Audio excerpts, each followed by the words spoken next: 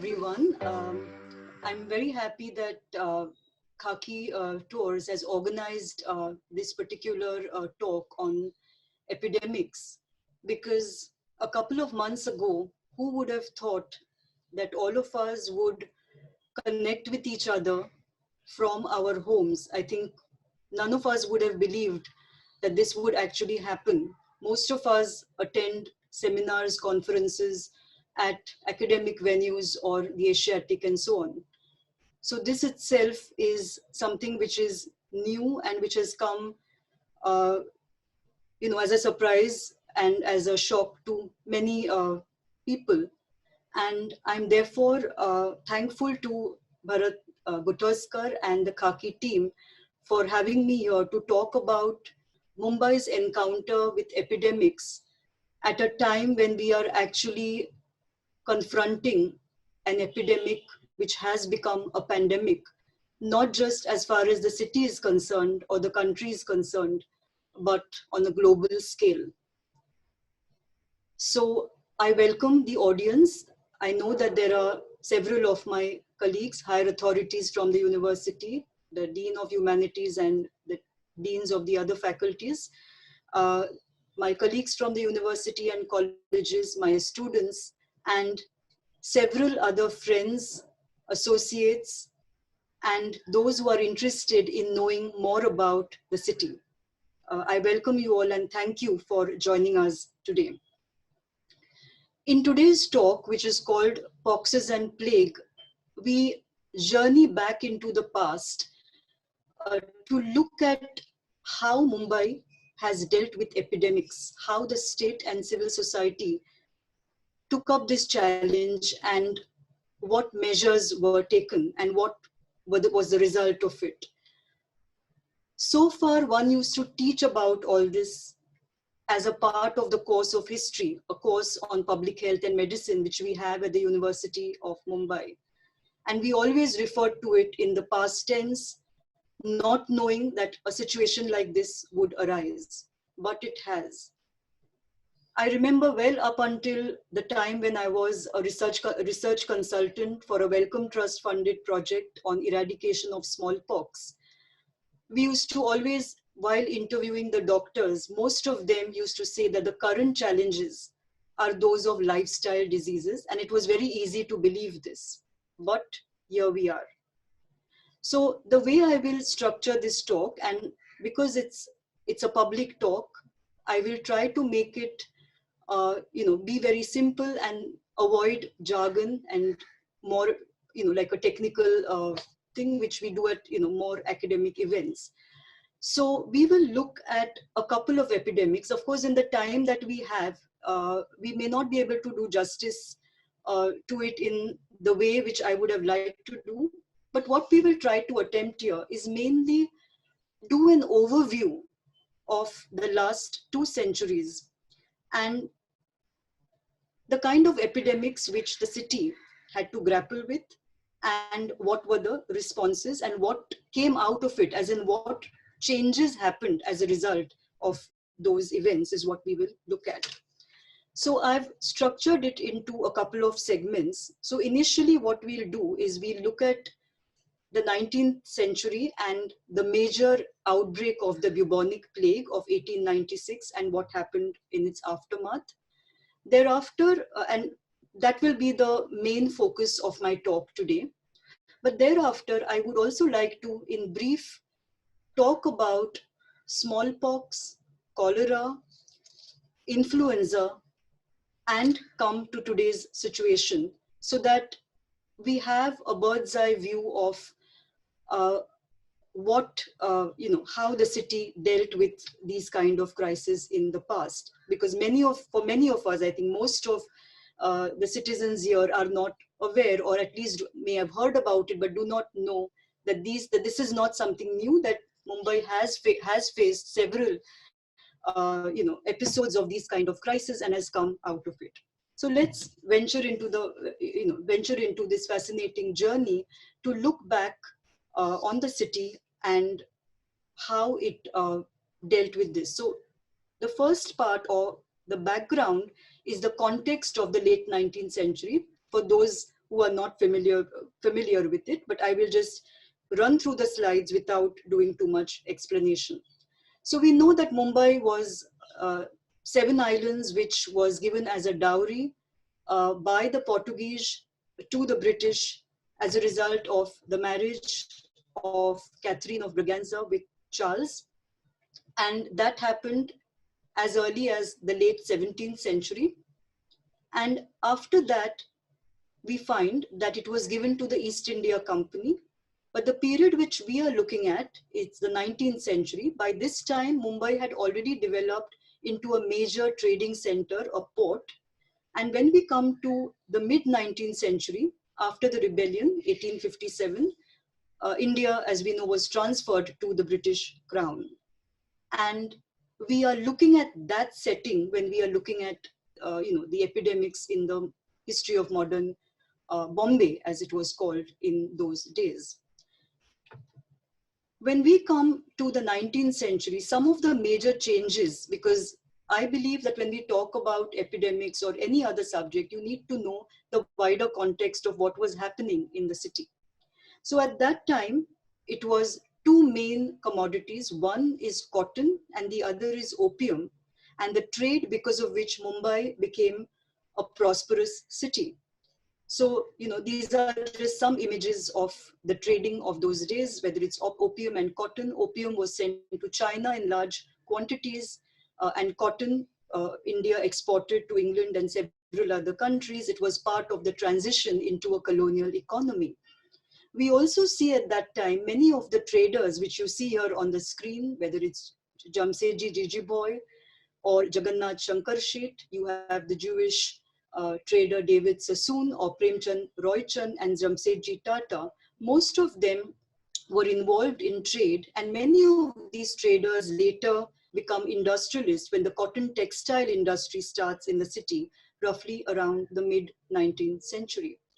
Around the same time, you have starting of various institutions. So the birth of the university, the foundation of University of Bombay, as we see here, the Rajabai Tower, is also in 1857.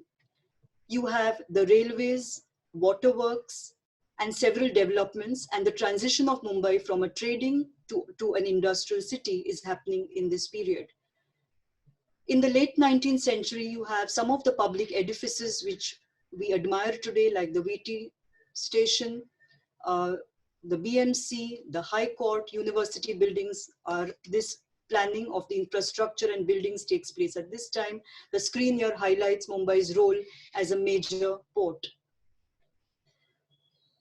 There was a whole area of Mumbai which came to be known as the Girangaon, where you have migrant workers from the Konkan, from the Deccan and other parts of the country like UP and Bihar, who started coming here and staying here. And here you have a picture of a mill.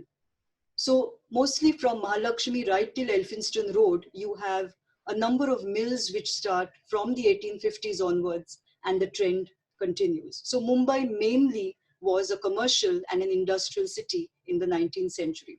But that's not what today's talk is about.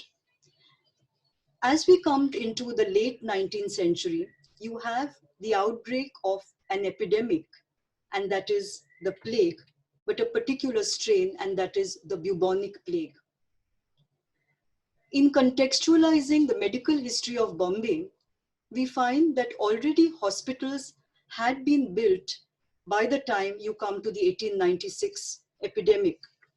So we find that the Grant Medical College and the JJ Hospital had already been built in 1845. After that, we have the, after the Grant Medical and JJ, you have the Gokuldas Tejpal Hospital and the GT Hospital. All these hospitals were built in the mid to the late 19th century. This means that already Western medicine had started coming to India. Indian doctors were being trained, but the Indian medical service for a long time was dominated by Western medical practitioners. The important thing which I would like to say here is that although these Western education and all this came from Britain, The donations for building this hospital, as the name suggests, came from Indians. So whether it's Gigi Boy or whether it's Gokul Das, Tejpal, it was Indians who donated money to build these hospitals. And that goes and that applies for several other institutions, whether it's schools or colleges, or the efforts made by Indians to start a university. And that is something which is very important. As well as if you look at the mills, the difference between Bombay and Calcutta is there. While the jute mills are mostly owned by the Scottish mill owners, here you find even the mill owners belong to different communities, whether it's Parsis, Gujaratis, Muslims, and the labor is also Indian. So the hospitals were already there, but the records show that there was a certain reluctance shown by the Indians in the beginning to go to the hospitals, because let us not forget that a hospital as an institution was new to India. And before this, of course, there were people used to go to Veds or Hakims because the Ayurveda systems, Indian systems, and Unani and Tib were in prevalence here. But let's not go into the details of the history of public health. We are going to look in this segment mainly on the plague. So as far as the bubonic plague is concerned, it is in 1896 that there was an outbreak of an epidemic which was called the bubonic plague. Now the people had already heard about the plague. One had heard about the London plague and the plague in medieval times. So this was something which took the colonial state by surprise. Most important was that by this time, as the previous slides had shown, Mumbai had developed into a major industrial and trading city and a very hustling, bustling port. So at this time, like we find a couple, if you rewind a couple of months earlier, the same happened to all of us. And the state, we were taken unawares by a sudden outbreak of an epidemic, which was later, called a pandemic and announced as a pandemic by the WHO. So you find a similar situation happening in 1896. And as I speak, I'll run you through several interesting pictures to kind of, to show what I may not be able to convey, because the pictures, many of these photographs speak for themselves. So you have the outbreak of the bubonic plague, and here are some pictures of the streets in Bombay. And in those days, mainly it was police search teams who used to go to people's houses along with doctors and with state officials. And this was regarded as a kind of intrusion by the people into the domestic space. But as I said, the state was taken unawares. There was a fear of a very adverse impact on Bombay's economy. There had already been, at the same time, a very big famine in the Deccan in 1896, and now plague in Bombay. So very stringent measures were taken by the state of visiting people's houses, of locating patients and transferring them to what was known, and I'll show you the pictures, the Epidemic Diseases Hospital, which is today known as the Kasturba Hospital. So let us look at a few slides. Now, all these slides which I'm showing here are those of the time of 1896 and thereafter of the bubonic plague. A doctor is examining a patient here. Here are some patients who are on the streets. Here, once again, we see there are police here, they are waiting here, and this kind of, you can also see the atmosphere being very tense. A patient is being carried here, to hospitals. At that time, if you look at this slide, what we see is exodus. A similar response is seen in those days, where workers preferred to leave the city because of the outbreak of the epidemic. And let's not forget that there wasn't any vaccine. When the outbreak happened, there was no medicine, no vaccine for this particular disease. And so the immediate response was that of leaving the city. So here you can see pictures of workers who are leaving the city. And at that time, we've already seen it was an industrial city. So you have textile workers and other workers who preferred to leave the city in the aftermath of the bubonic plague. So as we run through the pictures, all these slides which I have right here is, are those of the plague. There's another, there's another photograph here where you're seeing, the colonial official along with, the Indians. After this, and the previous picture I'm told is that of Uran. This is about Dr. Vegas. You can see this memorial is erected to the memory of Dr. A.G. Vegas, President Bombay Municipal Corporation, 1906 to 7, for the work that he did during, the outbreak of the plague. And this is by the citizens uh, of, of Bombay. And here it's something which particularly intrigued me and interested me is that it says he was the municipal councillor for 31 years, the first to detect bubonic plague, and he was a fellow syndic and dean, Faculty of Medicine, and a pioneer Faculty of Technology, Bombay University. Here you find again an effort is made to clean buildings. Similar efforts or similar responses are being seen in different parts of the world, including our own city, is to clean areas, is to clean buildings. We now come to a very interesting slide, and that slide is of a hospital which was called the Infectious Diseases Hospital. Now, when was this started? This was started in 1892.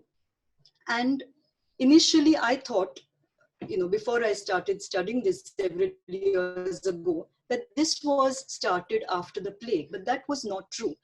This was started in 1892, and the main reason behind starting it was the smallpox epidemic.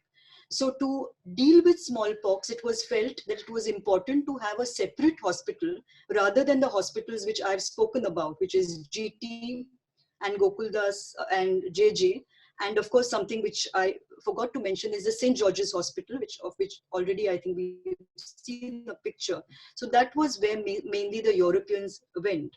But the colonial state felt it was necessary to have a separate hospital apart from these, only devoted to infectious diseases. I must add here that the Kama Hospital is another hospital which was started at that time, and that was particularly for women, because women did not want to go to hospitals and be examined by male doctors. So you have a separate hospitals which was fully staffed by women, which helped to reduce maternal and infant mortality.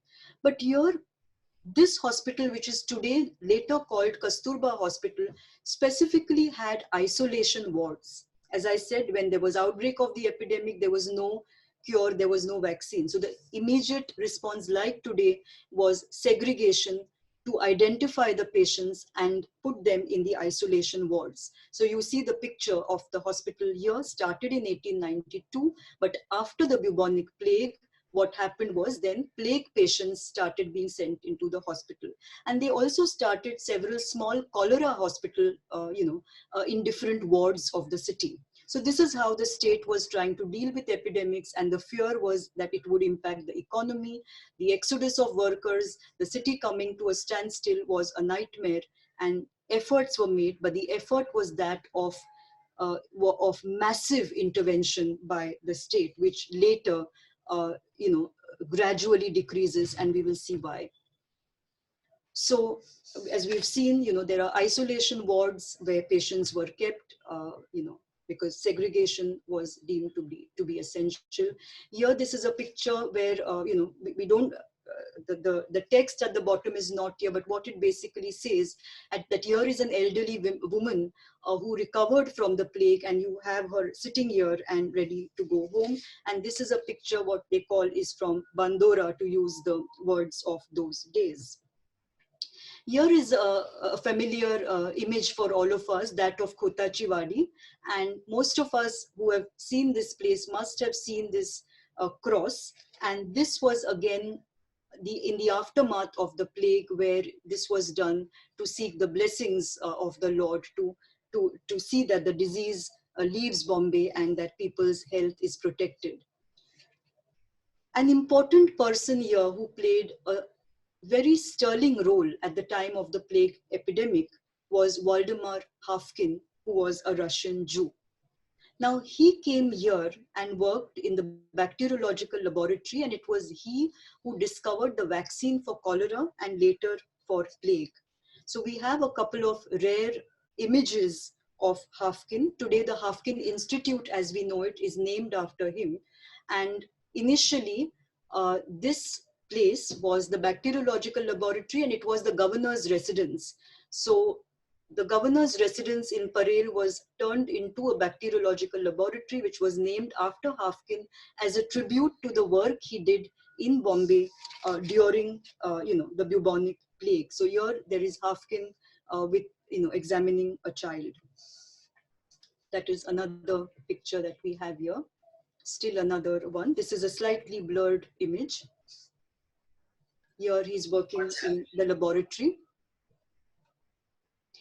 These are some letters, and there is an exhibition. These exhibits are available in the Hafkin Institute. So you have letters which are written to the plague commissioner. The shift in terms of the governor's residence being turned into the bacteriological laboratory. Then you also have a difficult situation for Hafkin, where it was alleged that the vaccine which came from the laboratory was faulty, as a result causing death. But later, after investigation, he made a very clear defense, saying that that did not happen in the laboratory, but happened at the place where it was taken. And later he was absolved of this, but he decided in the first decade of the 20th century then to go and work in Calcutta. As a tribute, you have a stamp, a postal stamp in his memory, which Dr. W.M. Hafkin, because of the work that he did. I mentioned some time ago that the response of the government was that of intervention. And in terms of civil society, there was massive panic, obviously, because this was something new. People didn't know. The result was death. The mortality was severe, and naturally people were worried and scared and chose to leave. Now, because of the state intervention, this is also a time where the nationalist movement, the Congress, has already been founded. And this is a time when you have Lokmanya Tilak in Pune, the moderates, and the work which is done by Tilak. So you have an episode where the plague commissioner Rand is assassinated by the Chafekar brothers. You see the pictures of Damodar, Balkrishna, and Vasudev Chafekar on the screen here. So that was a major turning point as far as the government is concerned. And this is a memorial to them.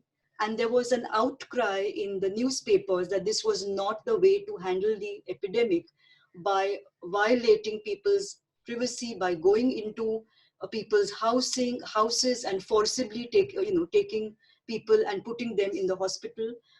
There was as I said, a reluctance to go to the hospital, and there were also caste and community difficulties, because of which it was found very difficult to put everyone in the hospital. And so records show that there were also at times separate wards which were created. Now, after the bubonic plague, one of the most important measures which the state decides to undertake is to start a trust which is called the Bombay City Improvement Trust. We can see the building here in the picture. Now, the City Improvement Trust was modeled on the Glasgow Improvement Trust in Scotland, because it was felt, many of the prejudices, whether it is racial prejudices, caste, class, all the submerged prejudices came to the surface. And if you look at the discourse or the official records, a lot of the time it is being said that the urban poor and the working classes who are living in insanitary dwellings, in the chawls which are congested and in huts, are causing these kind of diseases. And so we must make an effort to ensure that they live in clean and affordable housing. So the main aim of the trust was, one, to demolish chawls which are congested and insanitary, and to build affordable and clean housing for the urban poor. To also widen thoroughfares and roads, because it was felt that the eastern and western part of Bombay, you need broader roads to be built to open up congested localities and link the eastern and western parts of the city. And thirdly, of course, the importance of police housing to do something about that and to ensure that there is no congestion. So you have the Improvement Trust, whose main work was, was to do this. You have, slides of the government palace, which later became Hafkin. So this is something which I've already referred to. Today it is called the Hafkin Institute. Um, and this is a more recent picture. I was talking about the need felt to link the eastern and western thoroughfares. So Sandhurst Road and many of these are built as a result of this. Here you have a picture on the screen of the Bombay Improvement Trust chawls. Now, some of the historians like Rajnaran Chandavarkar or Prashant Kidambi have made a critique of the work of the Improvement Trust by saying that it did not really resolve these problems. That far from removing the congestion by demolishing some of the chawls, in fact, the overcrowding and congestion increased, because in those days workers preferred to stay in close proximity to the mills. And so what happened was they went and started living in the other chawls. And this increased the overcrowding and didn't really to that extent solve or resolve the issues which it had started with. And of course they built the chawls, and to an extent it resolved the problem, but not to the extent that was envisaged. If I look at some of the discourses in the newspapers and other records, or the Bombay Mill Owners Association, there is a continuous kind of blame game which is going on, where the Bombay Mill Owners Association feels it is the government's responsibility to build houses for the people, for the working classes, and the responsibility is not theirs. The government feels it is the employers who need to build more houses. The municipality feels, the corporation, that suddenly this trust is happening. What is our work? And there is this constant tension and between the government officials, the corporation, the trust, the landlords, and so on, with regard to who really should be responsible for looking after the welfare of the workers, and particularly for housing. So that's as far as, in short, as far as the plague is concerned. And after the plague, historians like Mridula Ramanna have argued that this intervention of the state, which was seen in the aftermath of the plague, became a turning point, because after the Rand assassination and after the outcry by the Indians in the context of the nationalists and Tilak, in the first decade of the 20th century, we see a change. So in that sense, 1896 is a turning point, and many historians, particularly Professor Mridula Ramanna, agree that after this, the government decided that rather than using force, hand-holding was needed. You needed to work with the people, work with civil society, and there are many institutions, non-government institutions, which one would call NGOs. In those days, the Social Service League, the Anti-Tuberculosis League, and several others who then, along with the government, gradually try to explain to the people that, by this time the plague vaccine has already been invented thanks to the work of Hafkin, and so the effort is made to popularize it amongst the people, but not by using force. And here Professor Ramanna has argued that Indian doctors played a very big role. She calls them vital intermediaries in helping this particular process. So by the time you come to the early 20th century, gone were the days when you saw those kind of, compulsion and force and forcibly entering people's houses. And by the time you have the first 2 decades of the 20th century, the plague in the way that it, was seen in 1896-97 subsides, but it is not over. And the mortality in the districts becomes far higher than Bombay in the period of before and during the First World War. we now move, since today's talk is an overview of Bombay and its encounter with epidemics, we will run you through some of the other epidemics and pandemics which Bombay saw. So in 1918, there was an outbreak again on a global scale. So the difference between the plague and influenza, as far as Bombay city is concerned, is that the influenza, like today it's not just Bombay, it's the world.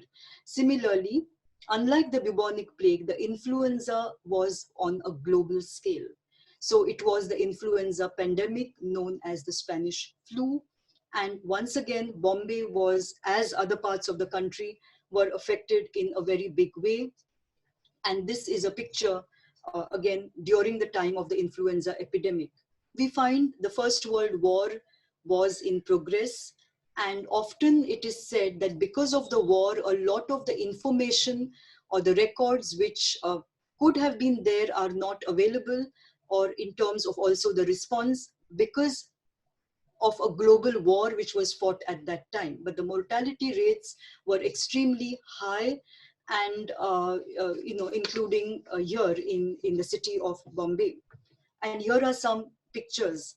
And we find again, what really is interesting is this is a familiar slide to all of us who are many of us who are from Bombay, that the Prince of Wales Museum today, which is known as Chhatrapati Shivaji Vastu Sangrahalaya, had not been inaugurated, but the building had been completed. So we find that that was now used as a hospital. Okay, so during First World War, for the soldiers or for influenza and the disease, you have the hospital which is now used, to house patients, known as Lady Hardinge War Hospital. And there are this is also a very familiar, building. All these buildings in the Colaba area, whether it's the museum, whether it's Institute of Science, we find were now, during the war and during influenza, were utilized by the state to house patients. We can see pictures here of soldiers and other patients who are in the housed in the hospital in the context of the First World War and the influenza epidemic. And I think more work could be done. That I find that historians have not, unlike the bubonic plague, where you can easily have 15 to 20 historians who have written on it, comparatively less work has been done on influenza. And one of the work, historians who have written a very long essay as well as included it as chapters in her book is Mridula Ramanna. So this is a book, this is for the audience who wants to know more about it. This book talks about the mid-19th century to 1895. And the other book, Healthcare in the Bombay Presidency, actually is about the period that we are talking about, which is 1896 to 1930. Right. We have about, sort of quarter of an hour, 15 minutes left, where I'll take you through some of the other epidemics which often get forgotten. Once again, like the influenza, very little attention has been paid, to the cholera epidemic. Now, the cholera epidemic in the 19th century was something which, right from 1819 to 1820, through the 19th century and through the period, the colonial period of the early 20th century, which was something which ravaged India. But unfortunately, not much research has been done. One of my doctoral students, Vidya Prabhu, is in the process of completing her dissertation. So we look forward to knowing more about this particular disease. There are, of course, medical historians like David Arnold, Mark Harrison, and others who have written on it. But Vidya Prabhu's work deals, in detail about Bombay and Bombay Presidency and cholera. So if you look at the 19th century, especially from the 1817 to 19, the mid-19th century, and the famine years, 1876, where there was a very big famine in the Deccan, 1896, also one more famine. So those was the times when you find that cholera was ravaging Bombay and and the Bombay presidency, and that continues till 1900. There's one more outbreak, and then you find several epidemics dotted through the early 20th century, right, till the Second World War and later. And here are a few. We didn't find as many images of cholera, but a few. A few images of cholera we are showing on the screen. Now, as far as cholera is concerned, 1867 there was an international conference held in Constantinople, and in this international conference there were other countries who put pressure on Britain to say that diseases like cholera are emanating from India, and because Mumbai is a port, they are being spread to other parts of the world, and very stringent measures should be taken by the British, which are not being done. This, of course, was not well received by the British, but particularly there was pressure from France. And in this context, of course, there was an underlying discourse because the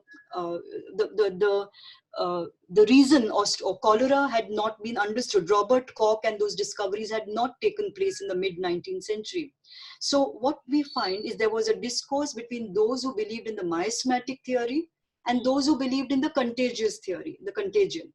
And the British, of course, the medical practitioners or colonial officials did not want to believe that this was infectious. They blamed it on the tropical climate, about the insanitary conditions, and constantly you find again it is the habits of the Indians which are being blamed for this, rather than saying that it is the lack of sanitation facilities and lack of clean water which is causing it. But once you have Robert Koch and the discovery being made that it is an infectious disease, that it is through contaminated water that it is spreading, that the British accept it, and severe measures are taken. But in the 19th century, you already have quarantine, which is being done, but that the pressure to do it in a more stringent way comes only after the 1867 conference.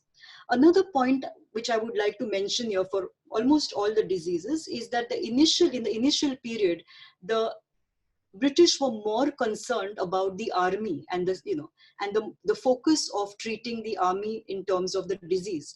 But it is after the plague that the attention turns to having better facilities and hospitals and giving health care to the Indians. To that extent, this did not happen earlier. And it was believed by the British that, number one, because of the transport, cholera is spreading to different parts of the country, and secondly, transport in terms of civilians, but also because of the troops, because as we know, the different wars which are fought at this time, the British are feeling that those are spreading cholera in different parts of the country. My own work, although this is not about Bombay, I would just like to mention that there were times when pilgrimages were also banned. So for example, the Pandarpur Pilgrimage is one of the largest pilgrimages in Maharashtra. So there were certain years, which were epidemic years in the first 2 decades of the 20th century, when it was halted, it was banned. And I show in a chapter in a book called Health, Medicine and Empire, how the people resisted this, not by direct confrontation, but by using evasive measures. But that's regarding another, Pandarpur, and so it should not, I do not want to go into it there, but want to say that the Hajj pilgrimage or the Pandarpur came under the scanner. And in terms of the Hajj pilgrims, Mark Harrison has written in his book a whole chapter on quarantine. At that time, like you find in the contemporary situation, Ayurvedic and various other cures, were talked about. You have several advertisements who say that this, if you take this, then it is a cholera cure, as you can see here on the screen. So you have the person who was, Robert Koch, and his contribution, after which you have cholera was better understood the vaccine for which Hafkin plays a very big role, and also then you have cholera being accepted as an infectious disease. And I must add here that in the context of Bombay, after the starting of the waterworks, the Vihar Tansa and other waterworks and the work of Henry Conybeare, gradually as you come into the early 20th century, you have the incidence of cholera decreases if you compare it with the, with the 19th century, but the prevalence is still there. And if you look at the first 2 decades of the 20th century, it's cholera and plague. But I must say that the colonial state, once you have the outbreak of the bubonic plague, peripheralizes cholera, that is put on the back burner, and the most, the attention or the focus of the state is more on dealing with, with plague. And that you can see continuously in the first 2 decades of the 20th century. We come to another infectious disease here, and that is smallpox.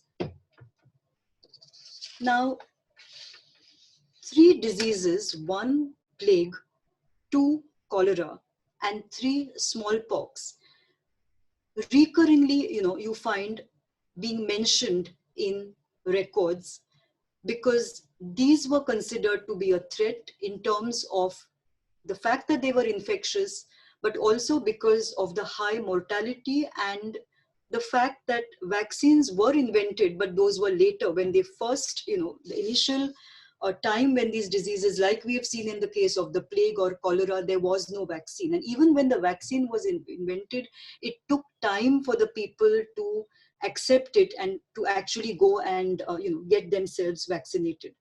Now, I actually worked on a postdoctoral project many years ago on eradication of smallpox. So here you can see pox is basically on the hand, you can see where pus develops, and that is known as the pox. And later, some of them recovered, but many of the people, Indians who were affected by smallpox also died. And in Bombay, you have, if you compare it with the rest of India, we find that efforts were made for compulsory vaccination. We have records, since I myself, along with Sanjoy Bhattacharya and Mark Harrison and Mick Warboys, they've written 2 volumes on the history of smallpox, and we traveled to different parts of the country, interviewed doctors, also went to, the former princely states, and of course the Bombay archives in detail, where there is a huge amount of material on smallpox. And it shows that although there was compulsory vaccination and vaccination teams, often you find at the local level, many of the orders were changed. As in, suppose there is an order coming from the government of Bombay, you find in places like Solapur or the district level, they are slightly changed. So when we say of a colonial state, I want to mention here that it is not one monolithic entity, that there are policy measures taken at the central level in Delhi or in Bombay, but it is not that everything was implemented to the book when it comes to implementation of vaccination. But the record of Bombay is much better if you compare it with other parts of the presidency. In 1892, you have the Compulsory Vaccination Act. What is also important is, in the aftermath of the plague, you also have the Infectious Diseases Act, 1897, which was particularly promulgated to deal with the epidemic of plague. And we find that that is being, that is being used even in today's context, although it is more than 100 years ago. So 1892, you have compulsory vaccination, Bombay Compulsory Vaccination Act for cholera. And you find that also in Bombay, what I find is the municipal corporation made it very clear that there needs to be compulsory notification, as in all the medical practitioners in the presidency had to notify, had to inform the executive health officer, that there was a particular case of smallpox. So that became compulsory. And so Bombay, if you look at the records or even in the book, Bhattacharya has shown that Bombay is often looked at as a model by the others when it comes to the, you know, when it comes to vaccination, when it comes to measures to deal with smallpox. Now here is a poster, a very interesting poster, which is there on the book of Bhattacharya, and which we found when, which was given to us by one of the doctors whom we interviewed. Now here is a poster which announces a prize, and this of course is in the context of a later period, because smallpox continued like the other diseases well after independence. So here it says, if you are first to report a fresh case of smallpox to health center, and if your information is correct, you will get a cash reward of rupees 1,000. And there is the same thing is being written in the local language, which I don't want to read. I know Bharat knows Konkani and many others in the audience, but basically that is what it says, that an award, a prize will be given to those who notify if they see any cases. And one interesting story which a doctor told us was in he visited one of the villages, and there people used to be scared. This is in the post-independence period of vaccination, and they then decided to use a novel method of taking a big elephant into the village. So once you have an elephant, you have children, you have the villagers coming there, and gradually, he said, we tried to in a gentle way, try to explain and educate them as to how important it is to inform the government of any smallpox cases and to get themselves vaccinated.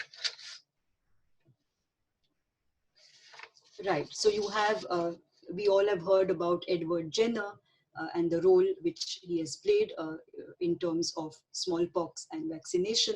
So of course, this is not a picture of India, but we found this interesting picture of Edward Jenner. This is a poster which is about, in India, it is called Devi Chisat Ali. So the poster talks about how Anrepana is blindness can happen, or even a person can die as a result of smallpox.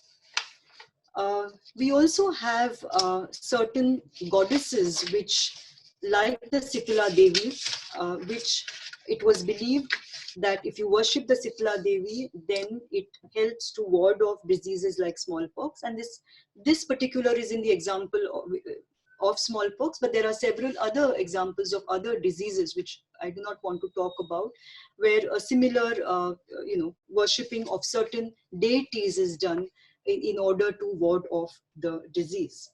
I must say here that often in Eurocentric historical accounts, it is said that the Indians were, refraining from going for Western medicine or vaccination. There was an initial hesitation, but our interviews, and it's there in Professor Bhattacharya's book, has clearly shown that at times, if the vaccine was faulty, or if there was a death of a child, then it was natural for the others to feel worried that so that it was not necessarily like it was posed by the colonial state, that it was because of a tradition or because of certain belief systems, but at times there were perfectly scientific reasons as to why Indians at times were worried, because often the vaccines at times tended to be faulty, or in a tropical climate, by the time they were they were transported over huge areas, the effect was fatal. So all these are images we have of smallpox. As I near the last part of my presentation, we are now facing a situation in the new millennium in 2020, where on a global scale, we are facing a pandemic, COVID-19, because of the novel coronavirus. Now, once again, I don't want to here talk about others, like there have been SARS and the Ebola and others, but I thought, in a historical sense, let me focus on a few major epidemics. But coming to COVID, and the object of the talk is not to go into the details of this, but it was more of a historical overview. So the coronavirus is belonging to a family of coronaviruses, but The difference is that COVID-19, as we all know, is a new strain. And that is where the difficulty is, that this is a new strain of the virus for which there isn't a cure, there isn't a vaccine as yet. And of course, efforts are going on a war footing to develop a vaccine. So once again, we find as a response, and I do not want to go into this, but of course it started in Wuhan, and later, of course, it spread. We find the examples of Italy or USA or different European countries, Spain, England, and India, and how in some of the countries, the mortality rates were so high that one couldn't believe that, this is something which is happening, when we all believed and the world believed that science has, taken several strides, and that there can be no return, but it has happened, in this new particular strain, and research is going on. Once again, some of the responses one can see, if you look at comparisons, some similarities. Of course, because of technology, the response is a more sophisticated response. But what we find is, one, the immediate measures which were taken were those of segregation and social distancing, and the imposition of the lockdown by the by the state, by the government of India, and we look at the government of Maharashtra, because that was seen to be an effective mechanism in the absence of any other cure or vaccine to ensure that it doesn't spread. Okay, so just a few images before I come to the concluding part. You have a swab which is being taken in order to do the coronavirus, the COVID positive test. Here we find these are scenes which we have seen several times, and an exodus of workers from different other cities, but particularly today's presentation focusing on Bombay. Over the last 2-3 months, since we have seen the outbreak of this pandemic, you have a huge exodus which is seen from Bombay. And if you remember, in the earlier part of today's presentation, we saw a similar thing happening almost more than a century ago. In that context, it was textile labor and informal labor. In today's context, the textile mills, in the way that they existed, are no longer there.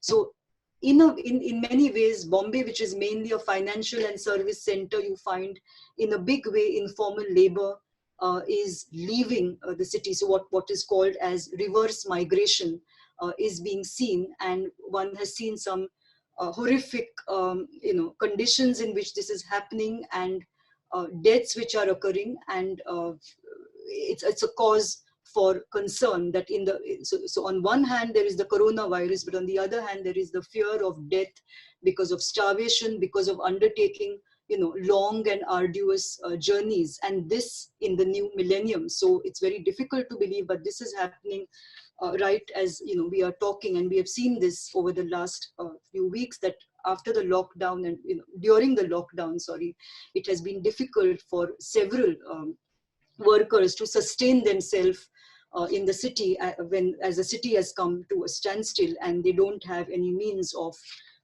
sustenance. And of course, efforts have been made, but if you look at this, then I think the picture is self-explanatory. Once again, you find that there are many similar responses, similar institutions which you are seeing in today's context in Bombay. So like you have workers leaving the city, you have, even in today's context, the Kasturba Hospital. It is the Infectious Diseases Hospital of 1892, later called as the Kasturba Rugnalay, which again in today's context of COVID-19, which is the main focus, where people, COVID-19 patients were put in isolation wards. And we all realize that there isn't, after that time, there isn't a separate hospital which is primarily devoted to patients of infectious diseases who need isolation and certain ways in which they need to be cared for. And not just that, but another, as a historian, I would like to say that even the colonial times, which our slides began with the Gokuldas Tejpal, the JJ Hospital, and the St. George's. After independence, we do not have a single government hospital in the city, but it's possibly also because there were municipal hospitals started from the early part of the 20th century. So there was KEM and then Lokmanya Tilak Hospital and Bhagwati and several others. But for infectious diseases, there isn't any hospital, and neither is there any government new hospital which has started. So you now have several, in our context, the younger generation which is here listening to me today, we have super specialty hospitals in Bombay. We've heard of medical tourism as a term which is being used, where people from different countries are coming to India for medical treatment, because until a few months ago, we thought it was mainly lifestyle diseases that we had to deal with. But what we find is no, once infectious diseases can recur, and in that context, what do we do? Because the super specialty hospitals again were taken by surprise, and then of course the government had to intervene, and then Kasturba and of course other hospitals where arrangements had to be made of public-private of partnership and of having other hospitals also deal with COVID-19 patients. So because there hadn't been that kind of planning, because it was never imagined that this kind of situation would take place. And I do not want to say it here, but I must say that the other major disasters in those days were famines. So if there are any natural disasters, and sometimes, as in the case of the 1943 Bengal famine, it was more than that, because of the way in which the distribution didn't take place, and that is the result why there was high mortality. But if there are any natural disasters like an earthquake, like a famine, like any of the natural disasters, then again our preparedness needs to be augmented.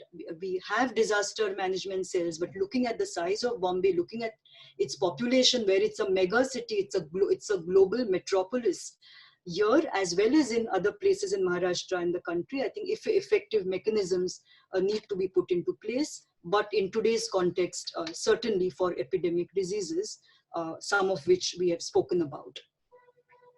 So this is an isolation ward of the hospital. These are some, as I come to the conclusion of the presentation, some slides which don't need explanation. This is today's context where there is social distancing, which is as a result of this. We also saw police in, a century ago, which were during the time of the plague, managing the situation in Bombay. And in those days, it was massive intervention. But in today's case, in the context of today, apart from the frontline workers, that is the doctors and the nurses, you also have municipal workers. You also have the police who are working night and day to deal with the situation that we find ourselves here. So here is a picture with which I would end the presentation about the masks being put and the gateway in the background. So let me conclude the presentation by saying 2 or 3 things. That this is an overview which we have done of epidemics in Bombay, whether it is the plague, the influenza, cholera, or smallpox, and now COVID-19. And as historians, I think after looking back, there are lessons to be learned. And one of the things which I think, which is very apparent, that we have to, on a war footing, augment our public health infrastructure. Because what is the use of technology and all the advances which we have made in science if this is a situation where we are all crippled and under lockdown and in our houses, and we do not even know how long or what is going to happen. The future is uncertain.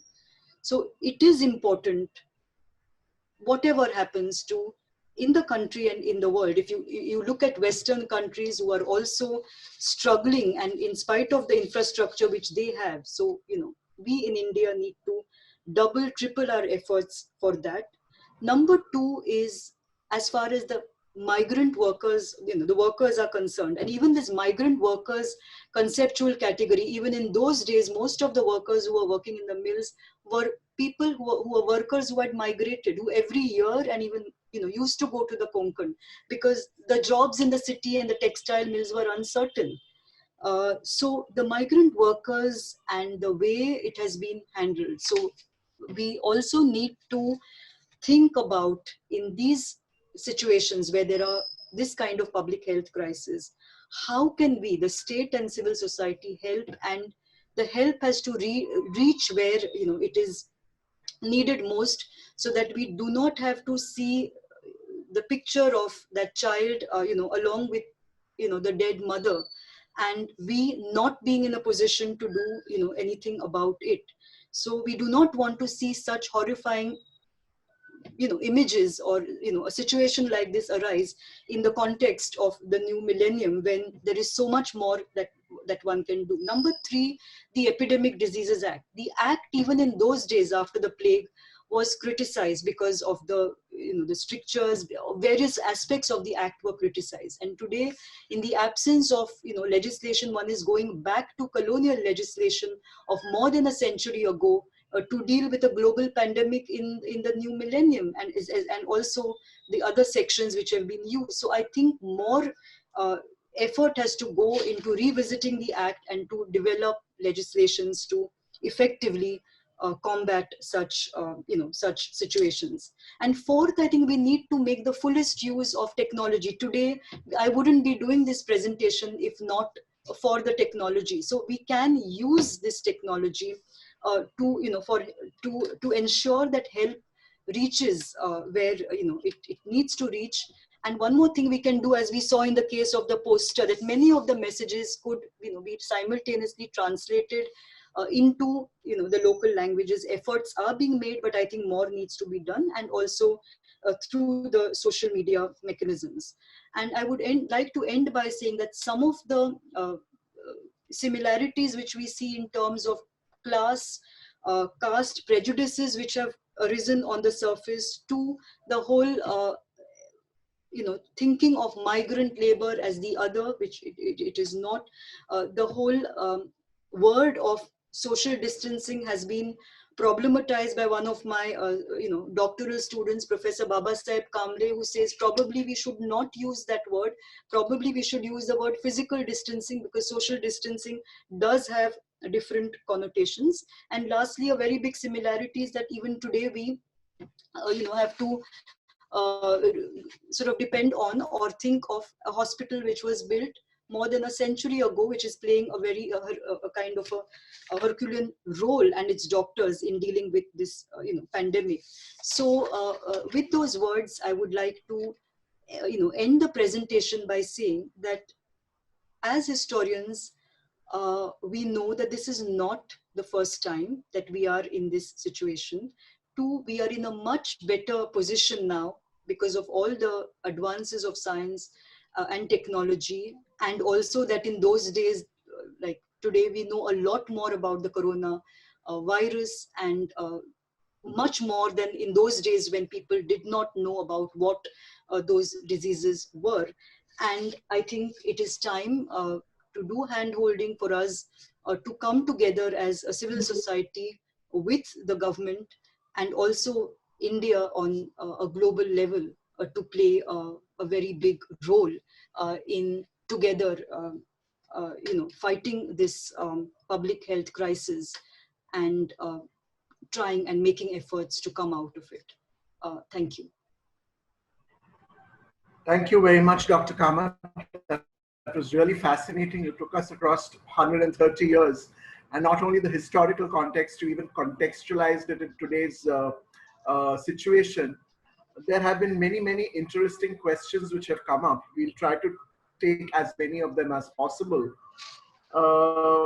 let's begin with the first one, which is, what do you see as the biggest learning that public health administration can take out of the history of epidemics that Bombay has been through? I know you've covered it up beautifully in your summary Yeah. by giving those 5 points, but is there any one particular thing that you would like to highlight? Yes. Um, with regard to what we can do in terms of the public health administration, the main point here, which I would like to highlight, is to augment public health infrastructure in a way that it is accessible to all, because we do not want to see a situation where there are a few institutions, but the poor or the working, the workers, that it's not accessible to certain sections of society. So we do want an augmented public health infrastructure, but we also want public-private partnership, and we want it to reach sections where it should reach. As in, we want it to reach workers who right now are finding themselves stranded and without jobs. So we need a very effective mechanism, rather than firefighting, to ensure that the patients immediately, irrespective of class, of caste, of race, of region, of religion, Get the that, support. they get the support, till a Right. vaccine, and later, of course, they get more effective support. Taiwan wanted to know if any of the other epidemics that you referred to had as far-reaching consequences as the plague. We all hear so much about the plague, but when we talk about smallpox and the other two, they're not as sort of well known as plague is. So did those have as far-reaching consequences as plague? Right. Thanks, Farooq. So that's a very interesting question. So yes, the answer is yes. In terms of far-reaching impact of mortality, definitely it's the bubonic plague of 1896 and its aftermath, which you saw in continuously in the 2 decades. But the height of it, of course, was 1896, 97, 98. It's undisputed that yes, it was the bubonic plague. However, I must add to this that plague was not bubonic plague, and its outbreak in Bombay was not a pandemic. So the influenza pandemic of 1918 on a global scale, and Bombay, as I just mentioned in my talk, uh, the mortality, again, there are staggering figures, but it is presumed that because of the war, we do not have like that much information about what measures were taken, or whether that kind of measures were taken at all, to the extent that they ought to have been taken to deal with influenza epidemic of 1918. And the second point I would like to say, which my doctoral student Professor Vidya Prabhu has pointed out, that while this plague happened, cholera was also there, but it was completely sidetracked and marginalized because of the outbreak of plague. Okay. Kaiwan wanted to know if there was a lockdown in the sense as we know it now during any of these previous epidemics, especially the plague one. Right. So in the way that we know today, it wasn't like a state-imposed lockdown, but what we find is there was state intervention in terms of segregation. So there was actual, the state mechanism, by which I mean the police used to visit every house in every ward, particularly in the areas which where the threat they felt was high, and remove and take patients who they suspected or who actually had the disease to the infectious diseases hospital. So it wasn't there in today's sense, but in terms of segregation, yes. And number two, again, today we see isolation. Once they are taken to hospital, even today there are isolation wards. So in that sense, yes, that was done during that time. On balance, Dr. Kamat, would you say that the state response was a benign one, or with the harsher measures of lime spraying, circling the affected houses, because that also gets talked about a lot. So would you say on balance it was a balanced approach to fighting plague? Right.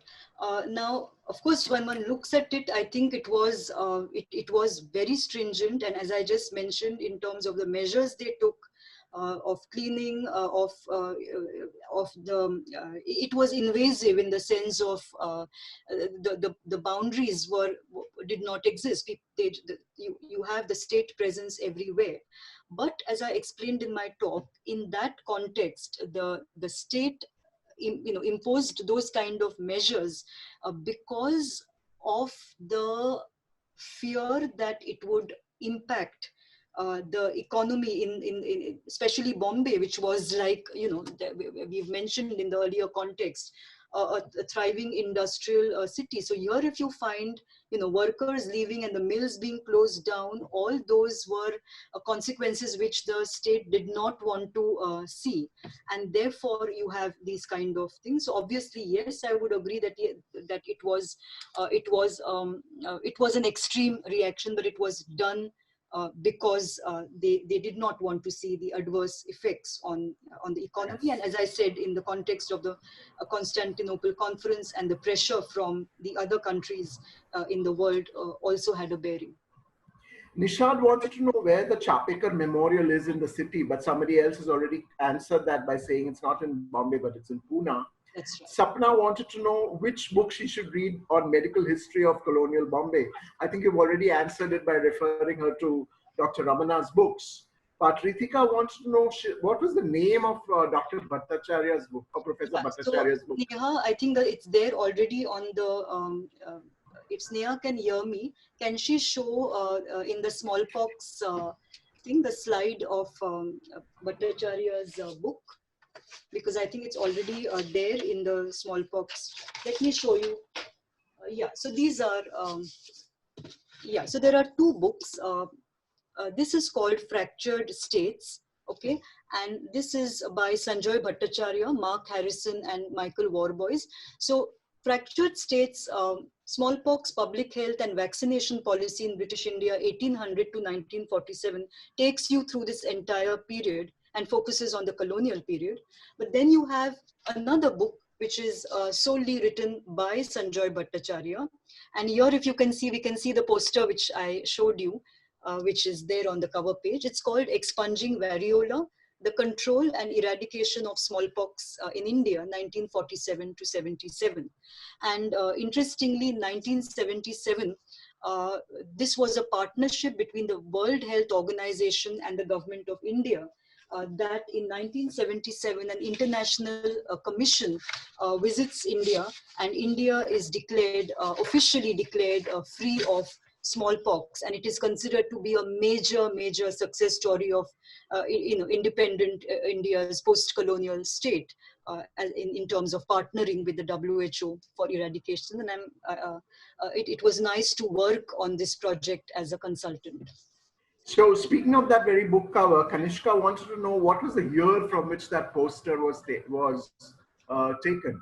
Right. So I the think year of the poster. Yeah. So the exact year of the poster, I think it is in the 1960s. It's not. It's definitely not. Towards the time when it was eradicated. It's much before that. But it is a poster of independent India. Okay. Rupa wanted to know where exactly the first case of plague was discovered, but it was answered by another co-participant Yeah. who given the exact date and the place where it was discovered. Isa wanted to know whether Juhu, which is a separate island, was that affected by plague, or was it restricted to the island city, native town kind of areas? No, I mean, the answer is that in terms of the plague, that the plague did not have any kind of boundary. So right from Malabar Hill to Juhu and much beyond till, the entire presidency and even the districts, it spread, and it was a very big, threat. There was an interesting account in one of the books on the plague which talks about how people had to actually be coerced into taking the vaccination in places as far as Daman and Diu. That's right. And as I mentioned, earlier, even in the case of smallpox, there was compulsion used. And so was the case of plague, because it was felt that, the more people just died and there wasn't any cure. And after the vaccine is invented, of course, there's an effort made to see that people get themselves vaccinated. And several, we must acknowledge, I think, today, the efforts made by Indian and British doctors that time, as well as in post-independence India. And I think we take this opportunity to thank the doctors who are working as we are speaking today and in the last couple of months to deal with the present crisis. Um, uh, Ash wanted to know what was the model that was used for vaccination. You've hinted, you've talked about explicitly about the compulsory vaccination. Is there a few lines which you could add on that compulsory nature of the vaccination? Right. So basically, what the way they did it was that they had what is called vaccination teams, and these vaccination teams had to visit different areas. They covered different areas, and by covering areas, they had to report to the government how many people they had vaccinated. And as I mentioned earlier, the Bombay example was, Bombay became a model for this because of the success of the way the compulsory vaccination was done in Bombay. Which is not to say that it was unpopular, especially in the beginning, but the efforts which were made by these vaccination teams was commendable, and also the notification, because each case had to be notified and the executive health officer had to be informed. And in that sense, it was seen that compulsory vaccination therefore reached the different urban centers. In rural areas, it was difficult, but an effort was also made to reach the rural areas. And I must say that in the context of 1943-44, it was even more difficult, even for other diseases as well as for smallpox and for vaccination, to answer this question, because what happened was the war was going on and the Bengal famine. I know it's a difficult question, but what would you put the mortality rate at during the plague epidemic is what Rathina wanted to know. Right. So we don't have like one particular, statistics. There are different statistics which are given in terms of actually how many people died. So it wouldn't be fair to actually put a number because there are varying statistics. But what is certain is that the mortality rate of plague, and here we are talking, since today's talk is about Bombay, and the presidency, was so high that one saw those kind of drastic measures used, by the colonial state, and the fact that other diseases and everything went into the periphery. So the only other epidemic which you could compare it to was influenza.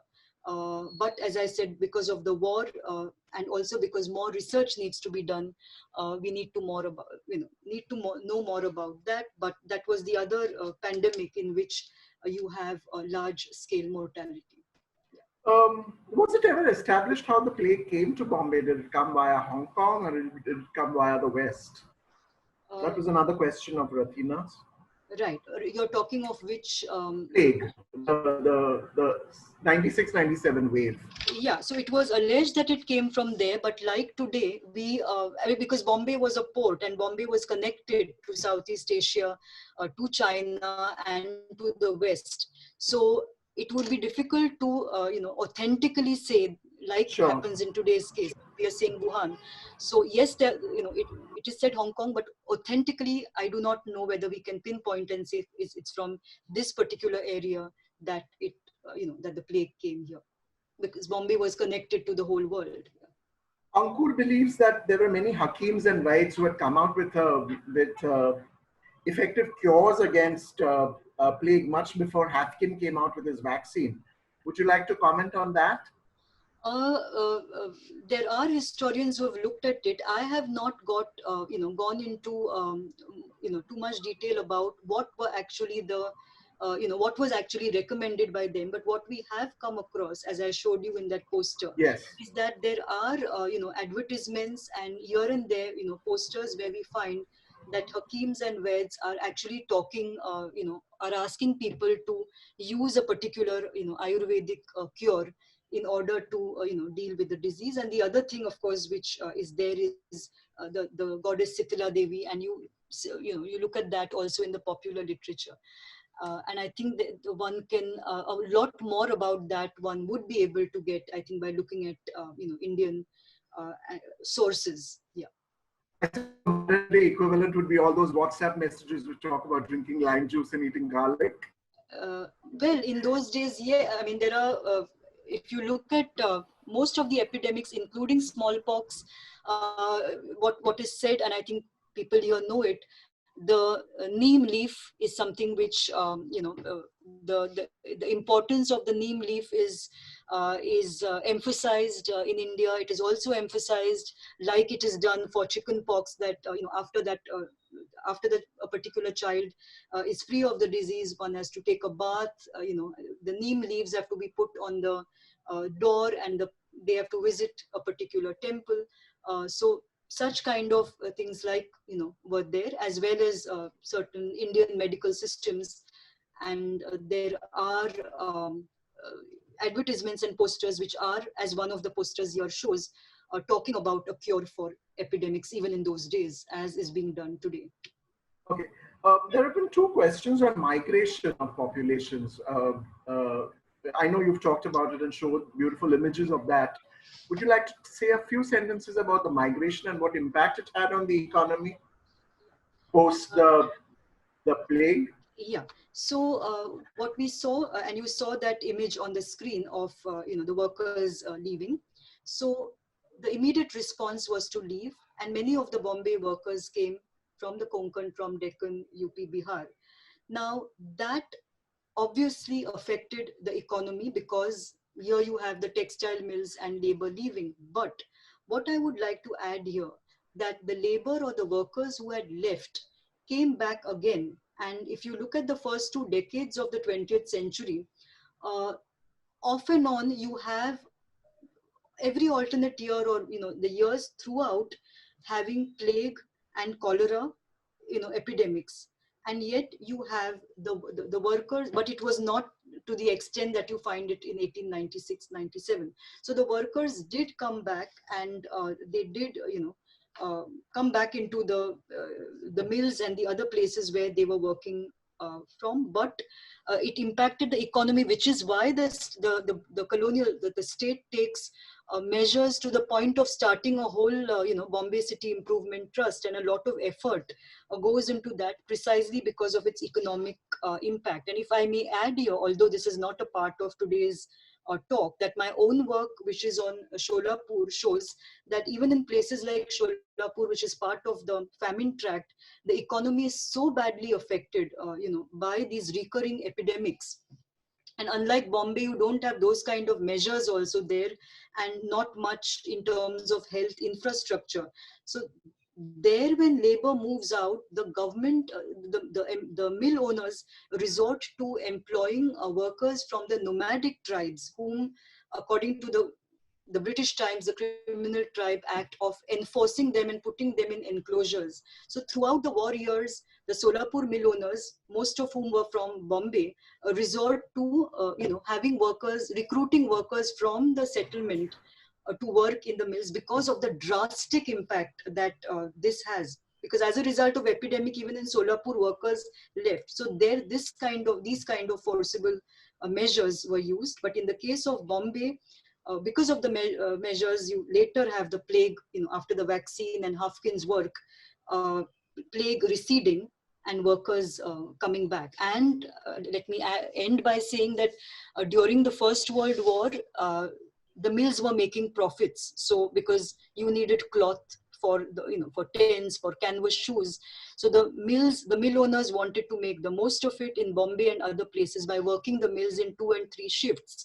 So at that time also, although they were epidemic years, you find gradually workers coming back in the period 14 to 18, despite these epidemics and the war, to the point where post World War I, if you look at the 1921 census, because I think that is clear, you find Bombay's population really growing. So, and in this, the same, if I may say, about Solapur, you just have to look at the decade-wide census, and there is a direct correlation between, the epidemic years when labor goes out, and then event and comes in as the epidemic resides. But if I may add to that, during famine years, you find the migration to the city, and you also find that in Bombay, where what Jim Masselos has called the famine refugees. Thank you. Um, so you mentioned that plague did recur much into the 20s and 30s also. Yeah. So has those recurrences been studied as part of the 1896-87 epidemic, or are they treated as separate recurrences? Right. Because Bharat has talked about plague in Raigad in the 1920s. Right. And would you see it as a continuum, or it's a separate incident? Right. So, of course, as I mentioned, the bubonic plague of 1896-97 has received maximum attention of historians in terms of the work which has been done. But as I said, plague happened even later, but it has not received that kind of attention. But to answer your question, would it be regarded as separate?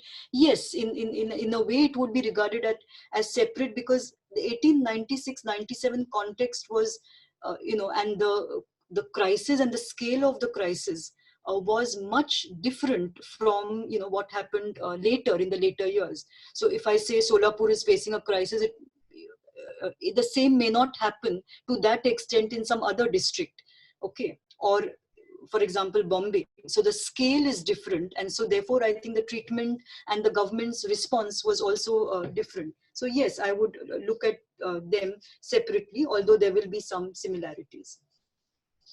Would you like to talk about your own books, Doctor, and the books that you have yeah, so can we have much effort into? Yeah, can Sneha please show the slide which we have made of my books, and what? Yeah. So while the slide, yeah. So here, yeah. So on the screen you have books. One is Mumbai Past and Present, which is a collection of essays which came out in 1913. And for the benefit of the Marathi readers, we have Mumbai Kal and Aaz, which has been published both by Nehru Center and Indus Source Books. And I would like to draw your attention from the context of today's talk to Mumbai Past and Present, what you can see on the screen, because there's a very good, for those of you in the audience who want to know about it in short, may not want to read the specialized books, there is a very good article in this book, Mumbai Past and Present, by Mridula Ramanna, chapter 5, which is called Public Health Challenges in Colonial Bombay. And what she has done in chapter 7 in my book, she has taken an overview of this entire colonial period, including plague and infectious diseases hospital. And I think particularly for students and those who want to know about it in short, I would recommend that. But not just that, there are fascinating articles by others like Jim Masselos, an article on the history of tramways by Conlon, and Douglas Haynes, who has very nicely spoken about how or why Mumbai, the deindustrialization, as to how why the textile industry declined, and the whole process is something which he has spoken about. And more recently, I think many of you are aware, and I don't know whether it's visible to the audience. There is Bombay before Mumbai. Can the audience see it on the screen? Because I can see my face there where the book is there. So this is Bombay before Mumbai, which was published in 2019 by Prashant Kidambi, edited by him, myself, and Rachel Dwyer. And what this book does is it brings together the work of historians over, particularly in the last 2 decades. So this would be a very interesting book to read, because it has essays on different aspects of Bombay's history. And it is scholars from about 7 countries in the world have contributed to this particular book. So from essays on communities and community identity, to how the Iranis got their identity, essay by Simin Patel, to Dinyar Patel's wonderful essay, and he's here with us today, on Shankar Abhaji Bhise and the nationalist promotion of scientific talent whom is called the Indian Edison, to Ashwini Tambe's work on the commercial sex workers, looking at workers, those who want to know more about the BDT chawls. Vanessa Caru has an article. So there are several interesting, Murli Ranganathan speaks about Muhammad Ali Roge. So there are essays on the communities, there are spatial templates where, a very interesting essay by Ashwini Tambe on history of home furnishing and interiors in Bombay. So the new kind of work which is being done, which has been done in the last couple of years is here, and Preeti Chopra, Nile Green, and by younger scholars like Danish Khan on the Congress ministry period and the Muslim League, as well as Robert Rahman Raman on the civil disobedience and the city. And I think one of the highlights of the book is the piece by Jim Massalos, who has almost spent a lifetime working and writing on Bombay. So he has called it Remembering Bombay, Present Memories, Past Histories. And of course, it's introduced by Prashant Kidambi. So this came out of a conference at University of Mumbai in 2017. And the book was published 2 years later in 2019. So for those of you who, of course, it's available in all the bookshops and it's available on Amazon. But for those of you in the context of today want to get hold of it, there is a Kindle edition. So Penguin has brought out the book in India, and Oxford University Press in the US, and Hearst in London. So you're most welcome to get the Kindle edition, and later, of course, buy the hard copy. Thank you. So thank you, Dr. Kamat. All that remains is for me to see once again what a great lecture this was. History, current context, recommendations, all that should be there in a talk. It was all there.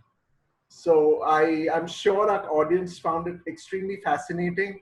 As you would see from the comments on the side, fantastic, fab, and all kinds of other glowing words, which I'm sure you must be very, very used to anyway, Doctor.